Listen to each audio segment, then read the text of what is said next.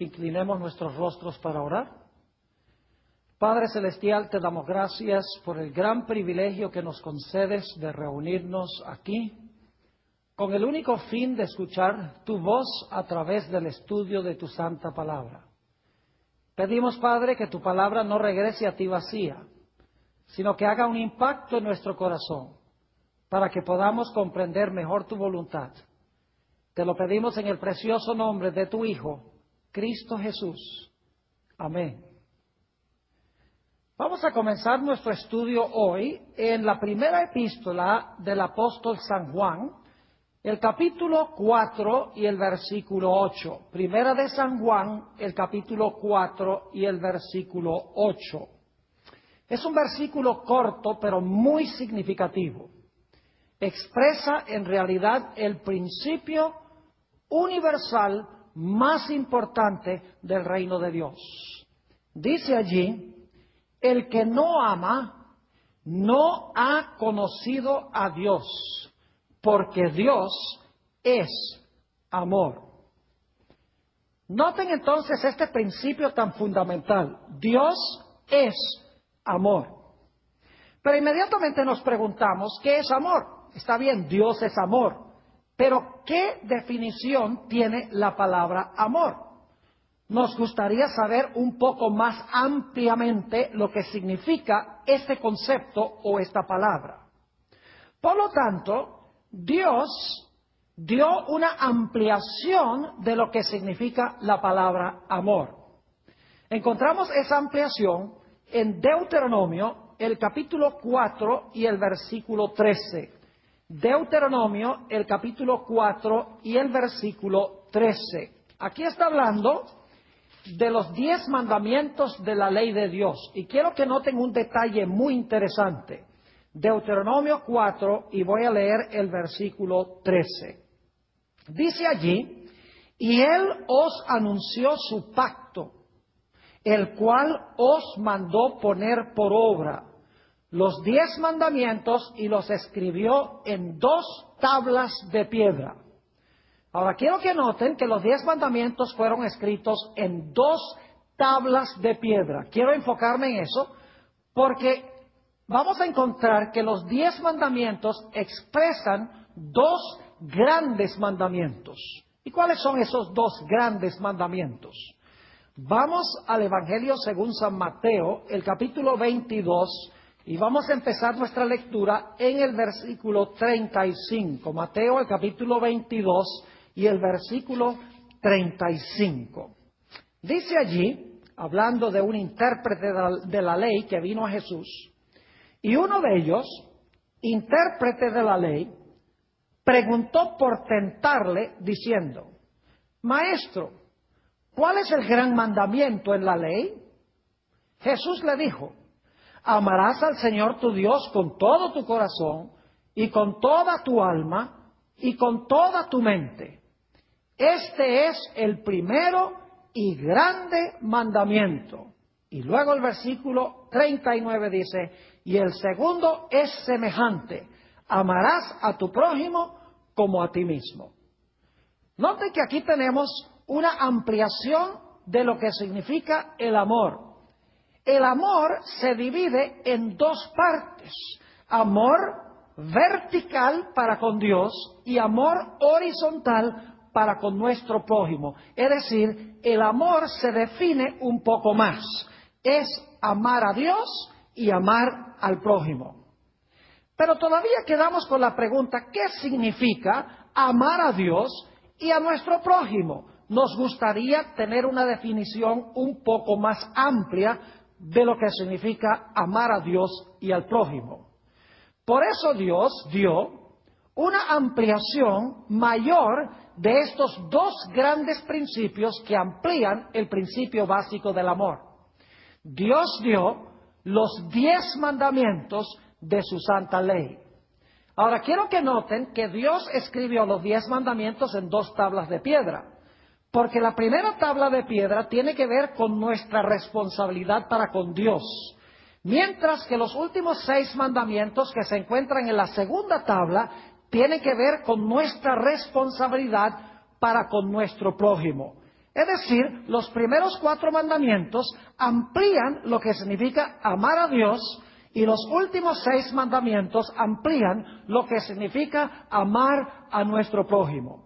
Y claro, los 10 mandamientos dicen que no debemos tener dioses ajenos delante de Jehová. Dicen que no debemos hacernos imágenes de cosas en el cielo de Jehová. En tercer lugar, dice que debemos honrar el nombre de Dios, es decir, debemos respetar el nombre de Dios, no tomándolo en vano. Y en cuarto lugar, debemos guardar el santo día de reposo de Dios, que es el sábado. Es decir, si yo amo a Dios, no voy a tener otros dioses, no voy a hacer imágenes, voy a respetar su nombre y voy a guardar su santo día sábado.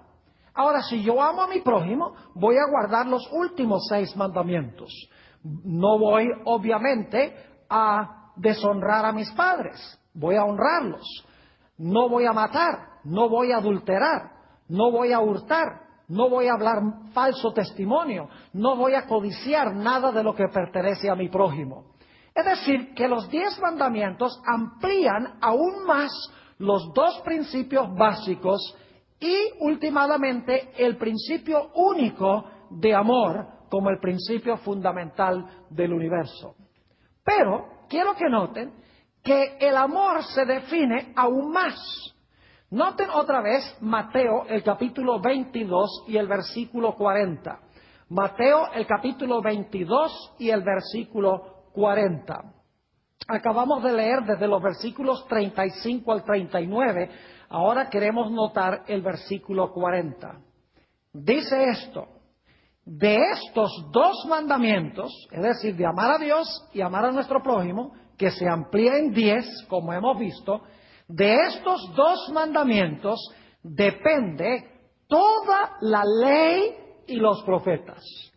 Esa expresión, ley y los profetas, se refiere al Antiguo Testamento. Es decir, que estos 2 principios, amor a Dios y amor al prójimo, que se amplían en los 10 mandamientos, en las 2 tablas de la ley, se amplían aún más en el Antiguo Testamento en su totalidad.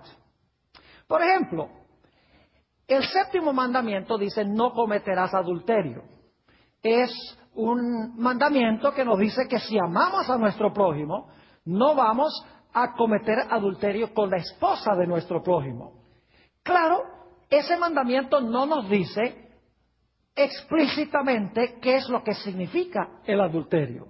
Tampoco nos dice cuáles van a ser las consecuencias terribles del adulterio sobre nosotros mismos y sobre nuestras familias y sobre nuestros amigos. Es decir, el mandamiento es sencillamente un principio básico. Por eso en la Biblia se dan ejemplos de los terribles resultados del adulterio para ampliar ese mandamiento.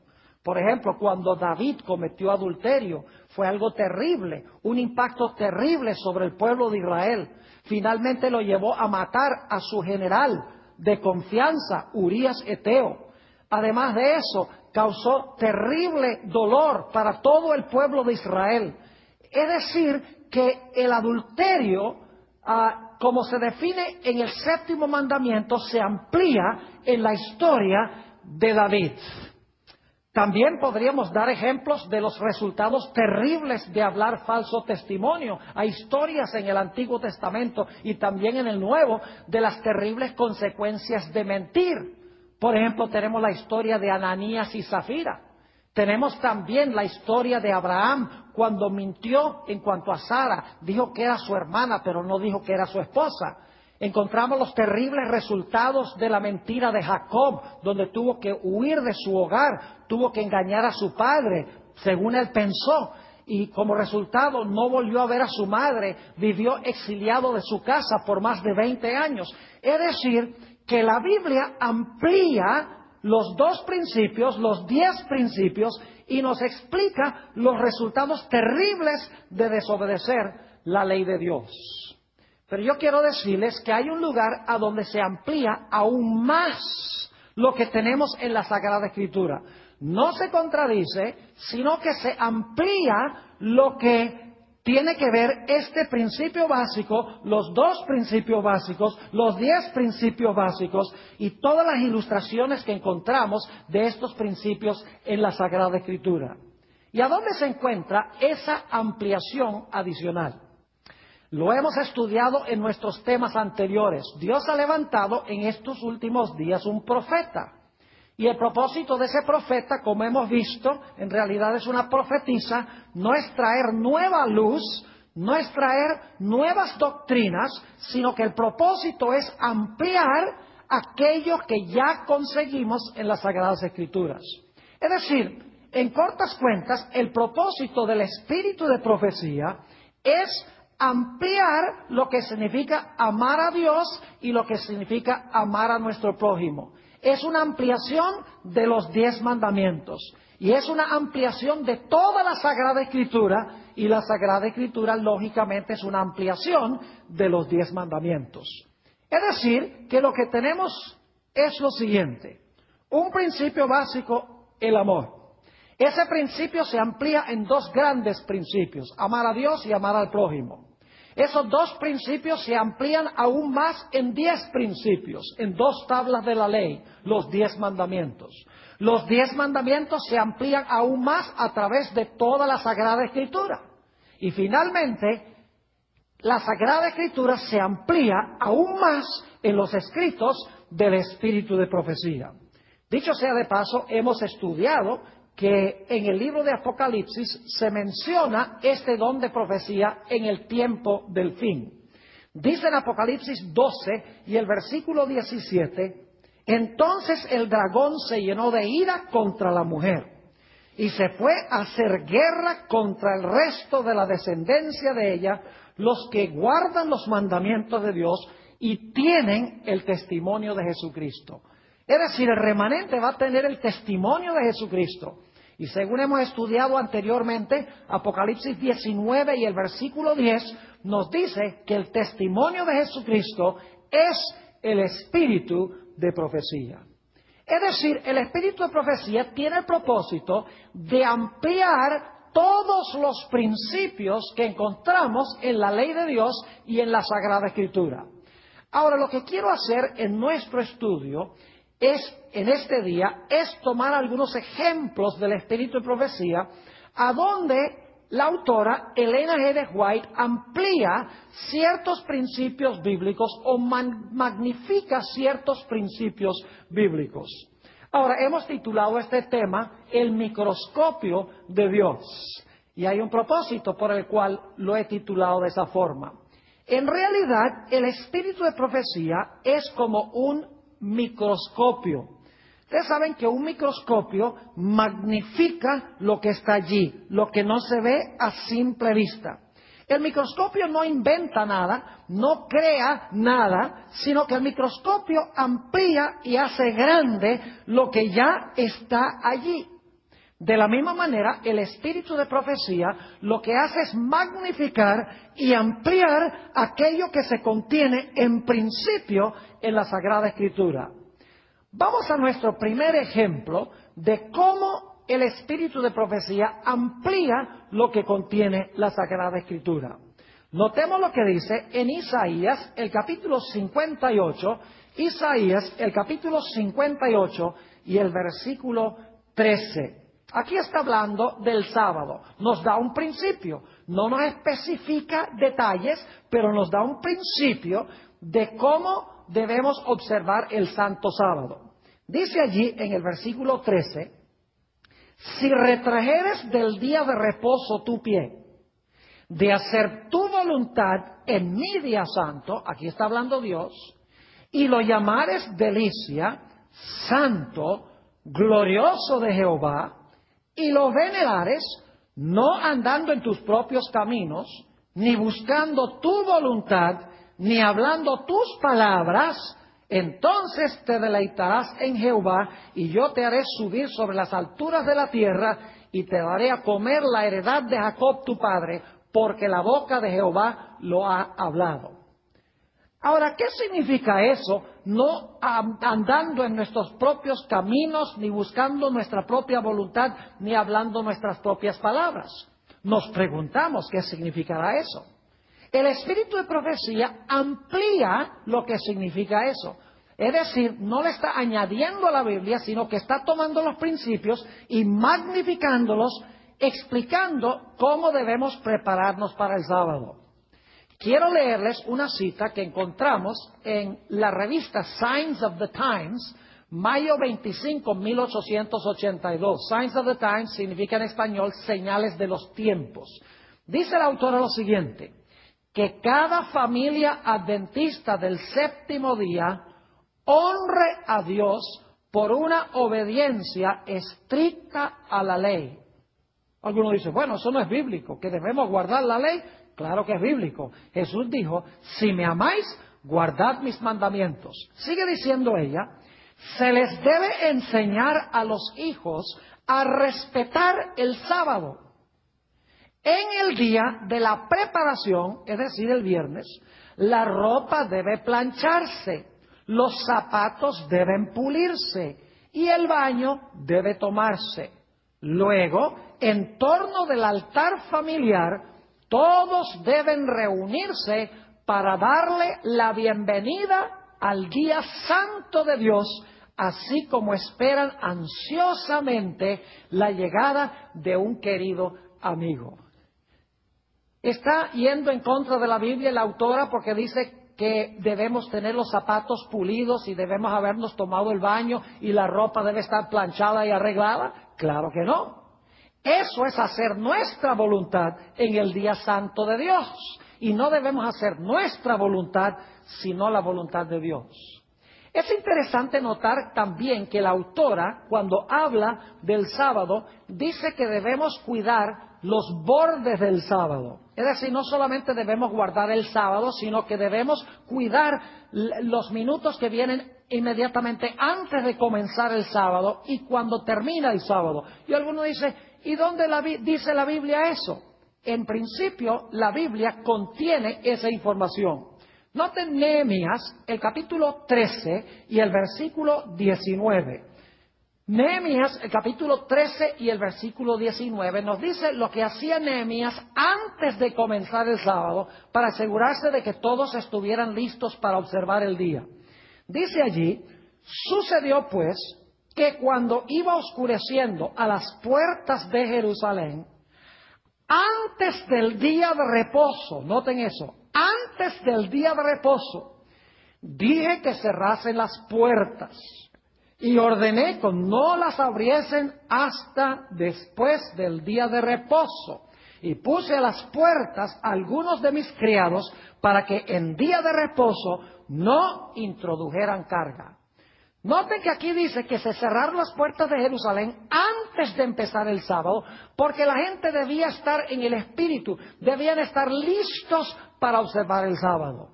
En armonía con este texto, Elena White amplía este asunto de que debemos cuidar los bordes del sábado. En el libro Testimonios para la Iglesia, tomo 6, página 356, dice la autora esto: debemos guardar celosamente los bordes del sábado. Acuérdese que cada momento está consagrado y es tiempo santo. Cuando es posible, los patrones deben darles la tarde libre a sus obreros desde el mediodía hasta que comience el sábado. Concédanles tiempo para prepararse a fin de que puedan darle la bienvenida al día del Señor con una mente serena. Es decir, debemos estar preparados para recibir el sábado. Como vimos en Nehemías, ya la Biblia expresa el principio, pero Elena White toma el principio y lo aplica en los aspectos del trabajo y de la vida práctica. Ahora notemos otro asunto que trata el espíritu de profecía.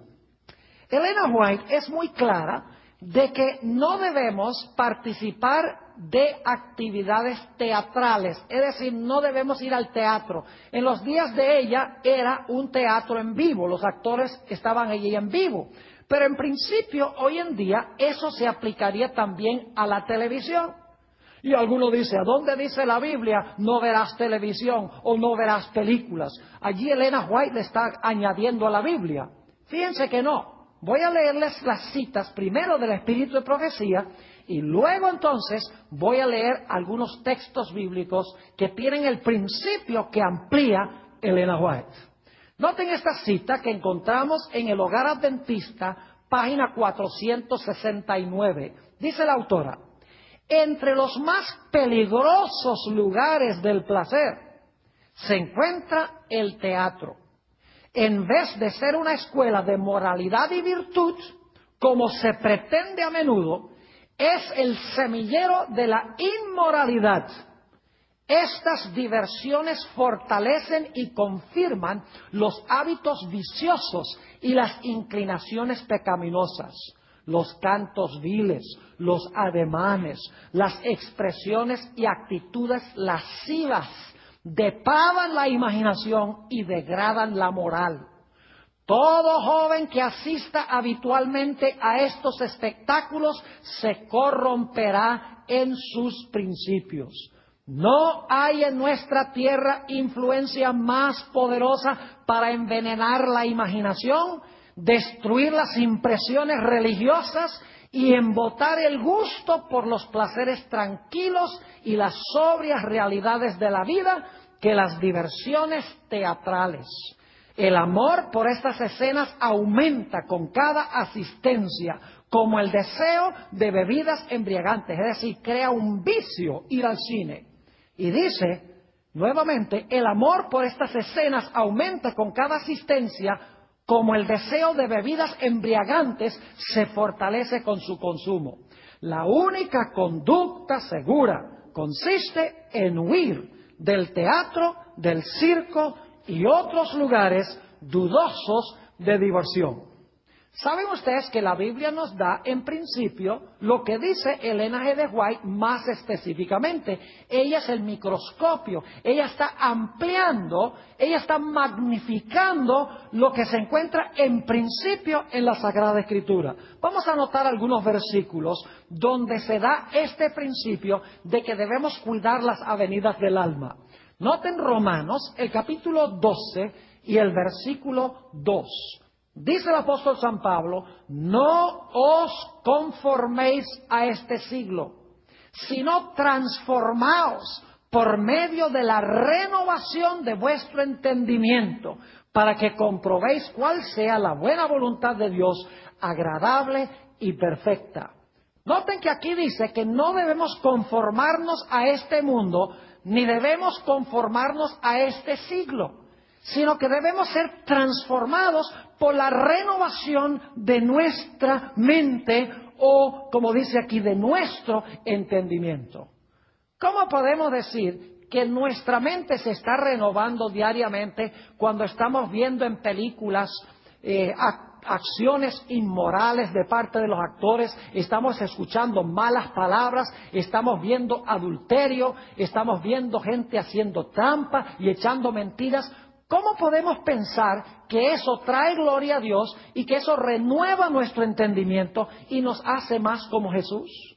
Note lo que dice el apóstol San Pablo en 2 de Corintios, el capítulo 3 y el versículo 18. Nuevamente está el principio y entonces tenemos que aplicar el principio. 2 de Corintios, el capítulo 3 y el versículo 18. Dice lo siguiente, por tanto, nosotros todos, mirando a cara descubierta, como en un espejo, la gloria del Señor, somos transformados de gloria en gloria en la misma imagen como por el Espíritu del Señor. ¿Cómo somos transformados a imagen de Jesús? Aquí nos dice claramente que es contemplándolo a Él. Y nosotros lo contemplamos a Él a través del estudio de la Sagrada Escritura. Es decir, que nosotros somos lo que vemos y lo que oímos. Si metemos cosas malas por nuestros ojos y nuestros oídos, nuestra salud espiritual será mala y seremos desemejantes a Jesús. Pero si contemplamos a Jesús lo hermoso, lo lindo, vamos a reflejar el carácter de Jesús, porque el apóstol Pablo dice que contemplando al Señor somos transformados de gloria en gloria a su misma semejanza. Tal vez podemos leer un texto más que presenta el principio de cuidar las avenidas del alma. Filipenses, el capítulo 4 y el versículo 8. Filipenses, el capítulo 4 y el versículo 8, nos dice el apóstol San Pablo: por lo demás, hermanos, todo lo que es verdadero, todo lo honesto, todo lo justo, todo lo puro, todo lo amable, todo lo que es de buen nombre, si hay virtud alguna, si algo digno de alabanza, en esto pensad. Fíjense, ¿en qué es que debemos pensar o reflexionar? Dice aquí, en todo lo que es verdadero, honesto, justo, puro, amable, de buen nombre, si hay alguna virtud o algo digno de alabanza, en esto nosotros debemos pensar. Así que cuando Elena G. de White dice que no debemos ir al teatro para llenar nuestras mentes de aquello que arruina nuestra relación con Jesús, no le está añadiendo nada a la Biblia, sino que está magnificando lo que dice la Sagrada Escritura. Ahora voy a tocar un punto bastante delicado. Tiene que ver con la indumentaria cristiana.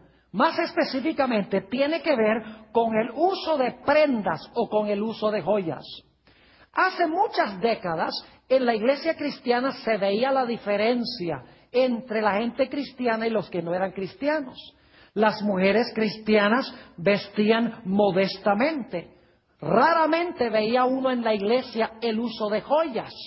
Raras veces veía uno la ostentación en la vestimenta, en la indumentaria. Pero ¿cómo han cambiado las cosas hoy en día? Quiero leerles, en primer lugar, un par de citas del Espíritu de Profecía, y luego entonces vamos a ir a la Biblia para ver que Elena White está sencillamente ampliando lo que tenemos en la Sagrada Escritura. Esta cita que voy a leer la encontramos en un tomo que se llama Manuscript Releases, tomo 14, en la página 250 y 251. Aquí Elena G. de White está hablando de un evangelista adventista de apellido Simpson. Y dice lo siguiente: el pastor Simpson explica las profecías usando cuadros ilustrativos que demuestran que el fin de todas las cosas está a las puertas. Al igual que en 1844, familias enteras se han colocado en el lado del Señor en obediencia a su ley, obviamente como resultado del trabajo del pastor Simpson. Sigue diciendo ella: joyas que han costado muchos centenares de dólares han sido entregados al pastor Simpson para que él las venda y use el dinero para la causa. Yo pregunto, ¿trae esto a gloria a Dios? Entregar todas las prendas, venderlas para que se pueda predicar el Evangelio y para que la gente se pueda salvar. ¿Es eso amar al prójimo? Claro que sí. Sigue diciendo, en cuanto a la obra de este pastor, no hay un espíritu de excitación en este movimiento. No lo acompaña el fanatismo, es decir, los que entregaban las joyas no eran por fanáticos. Sigue diciendo, la verdad se aferra de los corazones y los hombres y las mujeres entregan sus anillos y brazaletes aun cuando no se haya hecho ningún llamado para que se despojen de sus ídolos. La obra es seria y serena. La gente se quita las joyas por su libre voluntad y las traen al pastor Simpson como un despojamiento de sus ídolos. ¿Saben ustedes, si somos sinceros, muchas de estas joyas en verdad son ídolos? Son cosas que usamos con el fin de atraer atención no al Señor, sino para atraer atención a nosotros mismos.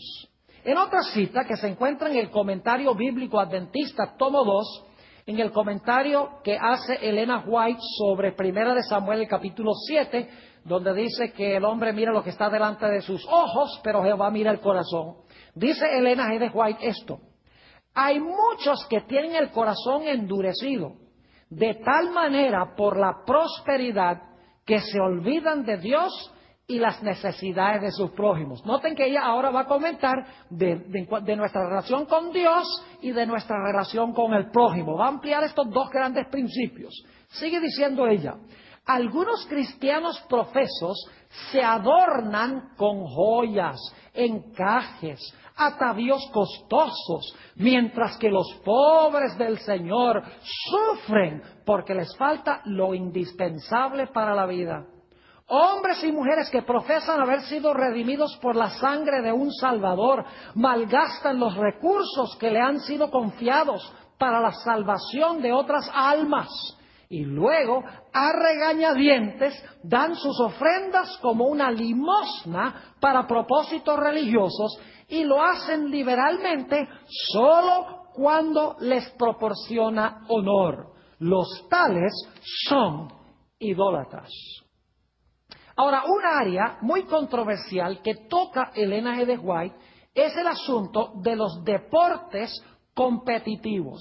Es decir, los deportes donde hay una competencia feroz por ganar. Y algunas personas dicen: Pastor Borg, ¿no es fanatismo decir que los cristianos no deben participar en actividades deportivas competitivas? ¿No es ir demasiado lejos decir esto? Bueno, permítame leerles de aquí un par de citas, en realidad es una cita, donde Elena G. White comenta sobre estos juegos competitivos. Dice ella lo siguiente: no condeno el simple ejercicio de jugar a la pelota, es decir, ella no condena jugar béisbol así nada más por condenarlo. Pero sigue diciendo: pero aún esto con toda su sencillez puede ser llevado al exceso. Siempre temo el casi seguro resultado que sigue a estas diversiones. Provoca un desembolso de recursos. Fíjense que tiene que ver con gastar dinero cuando deberíamos usarlo para beneficiar y salvar a las almas. Dice, provoca un desembolso de recursos que debieran dedicarse a comunicar la luz de la verdad a las almas que están pereciendo lejos de Cristo. Fíjese que la pasión de ella era salvar almas por amor a las almas. Sigue diciendo, las diversiones y el despilfarro de recursos para agradarse a sí mismo, que conducen paso a paso a la glorificación propia y el adiestramiento en estos juegos por placer, desarrollan una pasión por tales cosas que no favorece el perfeccionamiento del carácter cristiano. Fíjense que ella dice que estos juegos competitivos envician. Es decir, una vez que empezamos a jugar, queremos jugar más y consume nuestro tiempo y consume nuestro esfuerzo y a veces nos lesionamos cuando podríamos estar usando el dinero que invertimos en esto, el tiempo y el esfuerzo para salvar almas para el reino de Jesús. Sigue diciendo la autora, la manera en que se las ha dirigido en el colegio, es decir, los deportes, no lleva el sello del cielo. Está hablando del colegio de Battle Creek. Sigue diciendo, no favorece el intelecto, no refina ni purifica el carácter. Fíjense los principios que está dando. El desembolso de recursos, dice ella, forma un hábito, se vuelve una pasión, consumimos muchísimo tiempo en ello. Luego dice, no favorece el intelecto, dice que no refina ni purifica el carácter. Sigue diciendo, hay actividades que llevan a costumbres y prácticas mundanales. Y quienes participan en ellas quedan tan embargados e infatuados que en el cielo se los declara amadores de los placeres más que de Dios. En vez de quedar con el intelecto fortalecido para ser mejores estudiantes, en vez de estar mejor preparados como cristianos para cumplir sus deberes de tales, al ejercitarse en estos juegos, llenan sus cerebros de pensamientos que los desvían de sus estudios. Es decir, en nuestros colegios, cuando se enfatiza el deporte distrae del propósito principal por el cual un alumno va a la escuela, y es para aprender y para ser mejores estudiantes. Sigue diciendo, allí en el Hogar Cristiano, páginas 453 y 54, ¿se procura sinceramente glorificar a Dios en estos juegos? Pregunta la autora. ¿Se glorifica a Dios? Sé que no es este el caso. Se pierde de vista el camino de Dios y su propósito. En este tiempo de gracia, la ocupación de ciertos seres inteligentes es invalidar la voluntad que Dios ha revelado y poner en su lugar las especulaciones e inventos del agente humano, al lado del cual está Satanás para infundirle su espíritu. El Señor, Dios del cielo, protesta contra la ardiente pasión que se ha cultivado por la supremacía en los juegos esclavizadores. Fíjense que enfatiza aquí el deseo de ser el mayor, el deseo de ser el mejor, el deseo de sobrepasarse a los demás. Es lo que quiere decir ella por el cultivo del deseo por la supremacía. Es decir, yo creo que si somos honestos con nosotros mismos, los principios que ella da se aplican claramente a los juegos competitivos. Ahora, que no queramos admitirlo, ni seguir lo que ella está diciendo, es otra cosa. Pero si con oración y con sinceridad nos sentamos y miramos estas cosas con una cabeza fría y bajo la dirección del Espíritu Santo, nos vamos a dar cuenta que ella tiene razón y está en armonía con la Sagrada Escritura. Ahora, ¿qué diríamos de ciertas cosas que ella menciona, como por ejemplo el uso del té, del café, del tabaco y del alcohol? Ella tiene consejos específicos. Bueno, del alcohol uno puede citar textos bíblicos donde dice: el vino es escarnecedor y la cerveza alborotadora, y cualquiera que por ello errare no será sabio. Es Proverbios el capítulo 20 y el versículo 1. Pero la Biblia específicamente no menciona el consumo del té, ni del café, ni del tabaco. Pero Ellen G. White es muy clara de que estas sustancias arruinan el cuerpo y afectan nuestra capacidad de tener comunión con Dios y comunión con nuestros semejantes. Noten esta cita en el libro El Evangelismo, la página 196 y la 197. Dice la autora lo siguiente: Dios ha escrito su ley en todo nervio y músculo, en toda fibra y función del cuerpo humano. La complacencia del apetito antinatural, ya sea por el té, el café, el tabaco o el alcohol, es intemperancia y se halla en guerra contra las leyes de la vida y la salud. Usando estos artículos prohibidos se crea una condición en el organismo que el Creador nunca propuso que hubiera. Esta complacencia en cualquiera de los miembros de la familia humana es pecado. Es una declaración fuerte, pero la Biblia tiene los principios básicos que corroboran esta ampliación o esta magnificación que da Ellen G. White. Tomemos, por ejemplo, el tabaco. ¿Saben ustedes que a fines del siglo XIX los médicos estaban recetando tabaco para curar el asma, la bronquitis y la enfisema?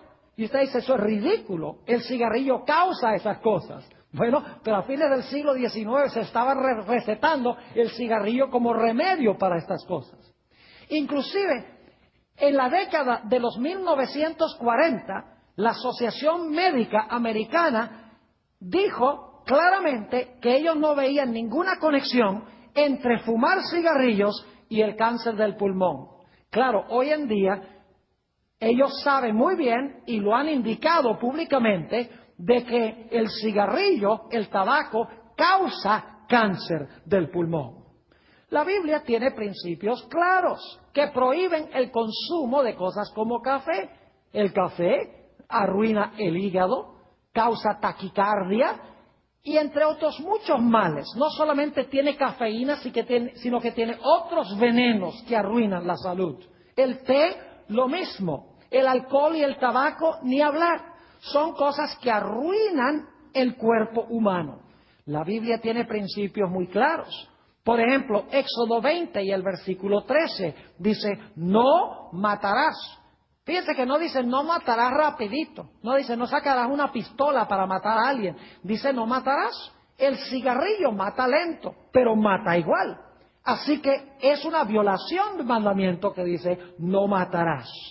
Además de eso, el apóstol San Pablo nos dice en Primera de Corintios, el capítulo 3 y el versículo 16 y 17, algo muy importante en cuanto al cuidado del cuerpo humano. Primera de Corintios, el capítulo 3 y el versículo 16 y 17. Dice el apóstol San Pablo, ¿no sabéis que sois templo de Dios y que el Espíritu de Dios mora en vosotros?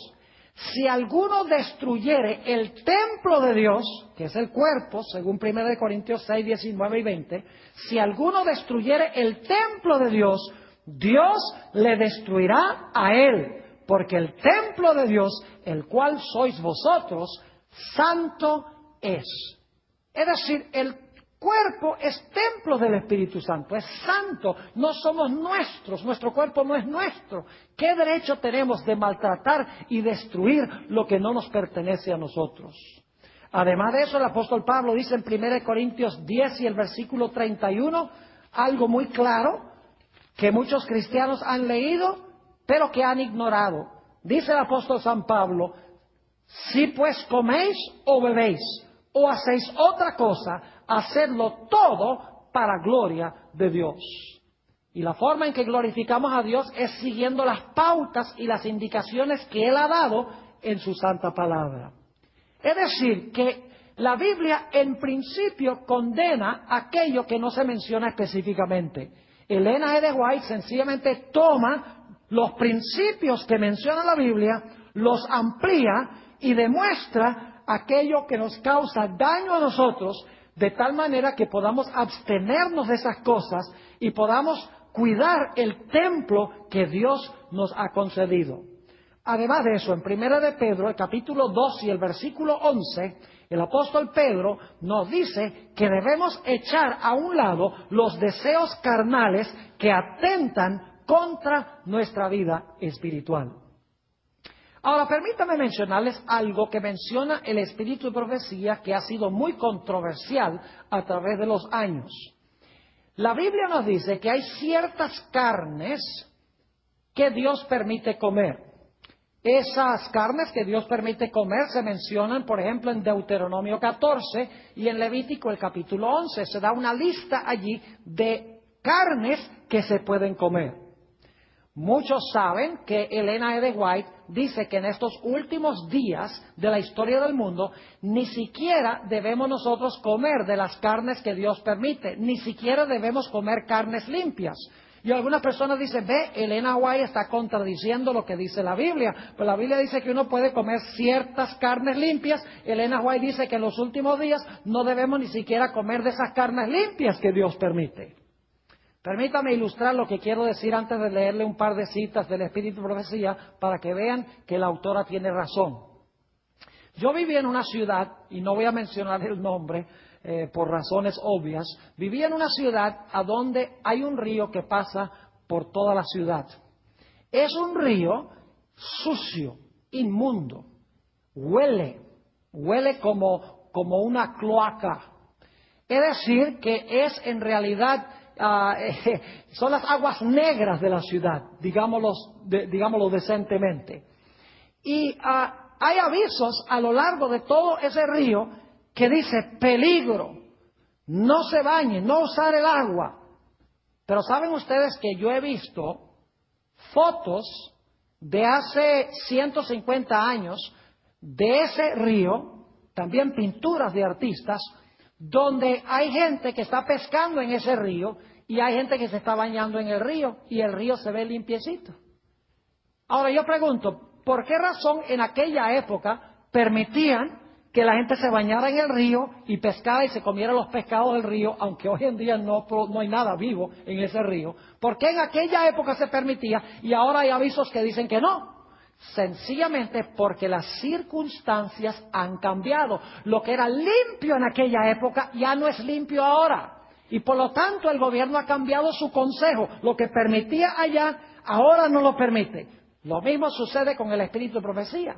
El reino animal, en la época del Antiguo Testamento, aún en los tiempos de Jesús, y posiblemente inclusive en la Edad Media, no estaba tan contaminado como está hoy. Ustedes conocen en cuanto a la enfermedad de las vacas locas, conocen la enfermedad el bird flu, la gripe que dan los pájaros, las gallinas, las purinas, la grasa saturada, la sangre que transmite grandes enfermedades en estos días, las hormonas que le inyectan a los animales para que crezcan más rápido, los preservativos también que les inyectan para que la carne no se dañe tan rápido. Son cosas que no se hacían en los tiempos bíblicos, que se están haciendo hoy en día, que están enfermando a la gente. Es decir, lo que antes era limpio, por causa del pecado en estos últimos días, ya no es limpio. Y Dios, por lo tanto, dice, lo que dije allá, que era limpio, que se podía comer en estos últimos días, no es seguro comerlo. Noten en el libro, El Ministerio de Curación, página 241, lo que dice la autora. Dice, la carne no fue nunca el mejor alimento. Claro que no, porque el mejor alimento lo hizo Dios en el huerto de Edén, que eran frutas y vegetales. Claramente, Génesis 1 y el versículo 29 lo dice. Así que la carne no fue nunca el mejor alimento. Pero, ahora escuchen bien, su uso es hoy día doblemente inconveniente. Es decir, hoy es peor, ya que el número de los casos de enfermedad aumenta cada vez más entre los animales. Los que comen carne y sus derivados no saben lo que ingieren. Muchas veces, si hubieran visto a los animales vivos y conocieran la calidad de su carne, la rechazarían con repugnancia. Continuamente sucede que la gente coma carne llena de gérmenes de tuberculosis y cáncer. Así se propagan estas enfermedades y otras también graves. Fíjese que ella dice que la carne nunca fue el mejor alimento, pero que ahora es doblemente negativo consumir la carne, porque hay mucho más enfermedad. Y claro, en la época de ella no estaban inyectando los animales con hormonas y con preservativos, que se hace peor aún hoy en día. En otra cita, ella sigue diciendo, Ministerio de Curación, página 244, ¿no es tiempo ya de que todos prescindan de comer carne? ¿Cómo pueden seguir haciendo uso de un alimento cuyo efecto es tan pernicioso para el alma y el cuerpo de los que se esfuerzan por llevar una vida pura, refinada y santa para gozar de la compañía de los ángeles celestiales? ¿Cómo pueden quitar la vida a seres creados por Dios y consumir su carne con deleite? Vuelvan más bien al alimento sano y delicioso que fue dado al hombre en el principio. Recuerdan que Jesús una vez dijo a los fariseos, Moisés permitió el divorcio por la dureza del corazón de ustedes, pero el ideal de Dios es al principio. Lo mismo tiene que ver con la dieta. Sigue diciendo, vuelvan más bien al alimento sano y delicioso que fue dado al hombre en el principio, y tengan ellos mismos y enseñen a sus hijos a tener misericordia de los seres irracionales que Dios creó y puso bajo nuestro dominio. Lo que ella dice tiene perfecto sentido, tomando en cuenta el cambio de las circunstancias en estos últimos días. Lo que Dios dijo que se podía comer, tal vez no el ideal original, pero que se podía comer por Israel en el desierto porque no podían producir cosas agrícolas, carnes que tal vez se tienen que comer en partes donde no hay vegetales y no hay frutas. Hoy en día, mis queridos amigos, nada de eso es seguro. Para concluir, yo quiero tratar un último tema que menciona el espíritu de profecía. Y lo digo con mucho tacto. Ha habido mucho debate en cuanto a lo que dice Elena G. de White sobre lo que ella llama el vicio secreto o el vicio solitario. Voy a usar la palabra, ella está hablando aquí de la acción de la masturbación. Muchos han dicho que lo que ella dice es descabellado, que no tiene razón. Por ejemplo, ella dice que la mente y el cuerpo son debilitados por el hábito del autoabuso, como ella lo llama. Dice también que disminuye la energía del cerebro, escuchen bien, Y como resultado, la brillantez de la mente joven es opacada. También dice, y esta es la parte más controversial, que si la persona continúa en esta práctica viciosa, eventualmente padecerá de idiotez o demencia. Y algunas personas dicen, vaya, eso es tan ridículo lo que ella dice. Dicho sea de paso, les doy las referencias. Estas citas se encuentran en el tomo 5 de los testimonios, página 91. Se encuentra también otra cita en el tomo 2 de los testimonios, página 392, y en el tomo 2, la página 402. Hoy en día aún hay muchas personas que dicen que lo que ella dijo en cuanto a este hábito es ridículo, que no hay ninguna base científica para esto. Lo interesante, mis queridos amigos, es que un médico de la Universidad de Oxford, una de las grandes universidades del mundo, y otro médico de la Universidad de Harvard han corroborado en tiempos recientes lo que dijo Elena G. White en cuanto a este vicio solitario, o lo que llama la hermana White, este vicio contra naturaleza. Permítanme leerles primero la cita del doctor David O'Robin de la Universidad de Oxford. Dice lo siguiente: la deficiencia de zinc, que es un mineral, tiene un impacto profundo, especialmente sobre el varón, pues en los testículos y en la próstata se hallan cantidades extraordinarias de zinc. La cantidad de zinc que se halla en el semen es tal que una sola eyaculación puede eliminar todo el zinc que se absorbe de los intestinos en un día. Sigue diciendo, entre los seres humanos, los efectos más consistentes de una deficiencia de zinc son los cambios en el humor y en la conducta. Hay depresión, escuchen bien, problemas mentales, hay depresión, irritabilidad extrema, apatía y aún en algunas circunstancias, conducta que parece ser esquizofrenia. Aún es posible, dada la importancia del zinc para el cerebro, que y ahora escuchen, esto es interesante, que los moralistas del siglo XIX, Elena White escribió en el siglo XIX, que los moralistas del siglo XIX tenían razón cuando afirmaron que la masturbación habitual podría causar locura. Tenía razón Elena White, según este médico de la Universidad de Oxford, sí. Sigue diciendo, igualmente, los que viven una vida disoluta también tenían razón cuando afirmaron que una dieta rica en ostras era imprescindible para compensar por la excesa actividad sexual, porque las ostras tienen mucho zinc. Ahora, permítanme leerles una cita por el médico Carl Pfeiffer de la Universidad de Harvard, una de las grandes universidades del mundo. Dice lo siguiente: nos duele admitirlo, pero la realidad es que en un adolescente que tiene una deficiencia de zinc, y recuerden que el zinc está en grandes concentraciones en el semen, dice ella, nuevamente, nos duele admitirlo, pero la realidad es que en un adolescente que tiene una deficiencia de zinc, la excitación sexual y la masturbación excesiva podría precipitar la locura. Yo creo que con estas dos citas de estos dos médicos de renombre mundial podemos comprobar de que sí hay base científica para lo que dijo Elena G. White. Además de eso, mis queridos amigos, fuera de los efectos físicos que tiene este hábito, podríamos decir que esa práctica causa pensamientos nocivos, pensamientos inmorales. Porque ustedes saben que el vicio secreto va vinculado con pensamientos inmorales.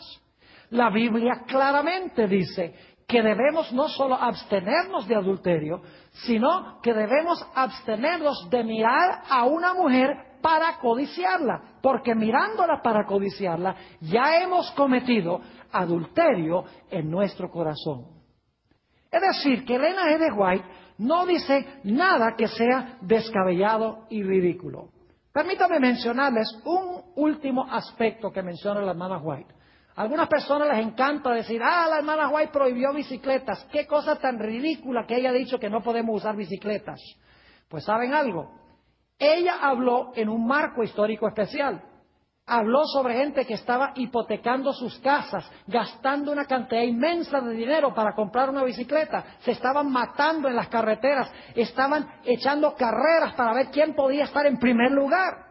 Por eso fue que prohibió las bicicletas. Hoy lo que haría tal vez es prohibir las carreras de carros, donde los carros cuestan centenares de miles de dólares y están luchando, aún peleando por ser el primero.